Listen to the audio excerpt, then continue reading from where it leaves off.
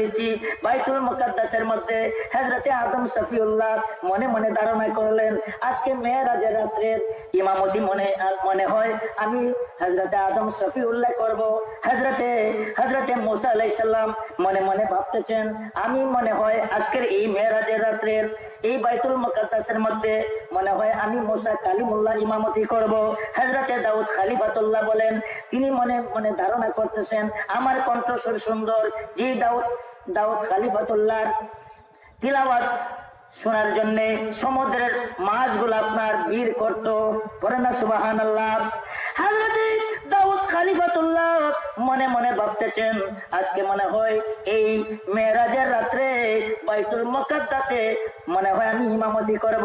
আমার আল্লাহ গায়বুল গায়ুব অদৃশ্য আমার আল্লাহ এলান করে দিলেন ওগো আমার মাহবুব, ওগো আমার সাহেবে কুরআন, ওগো আমার মাহবুবের সরকারে মদিনা, সমস্ত আম্বিয়ায়ে কেরামগণের জল্পনা কল্পনা আমি আল্লাহ সামিউল বাসির, আমি সব কিছু আমি দেখতেছি শুনতেছি। এই মুহূর্তে আপনি বলে দিন হযরতে জিবরিল আমিন যেন এই মুহূর্তে যেন আজান দেয়, আজান দেওয়ার পরে আপনি মদিনার সরকার ওই বাইতুল মুকাদ্দাসে 2 রাকাত নামাজ আপনি পড়াবেন। আপনি আজকে এই বাইতুল মুকাদ্দাসে 1 লক্ষ মতান্তরে 2 লক্ষ 24,000 পয়গম্বরগণের ইমাম হইয়া বাইতুল মুকাদ্দাসে 2 রাকাত নামাজ আপনি আদায় করেন। আর বড় করে বলেন আল্লাহু আকবার, আর উচ্চ আওয়াজে বলুন ইয়া রাসূলুল্লাহ। এই জন্য আমার নবী হলেন ইমামুল মুরসালিন, ইমামুল, জোরে বলেন ইমামুল, জোরে বলেন ইমামুল রাহমাতাল লিল, জোরে বলেন রাহমাতাল লিল।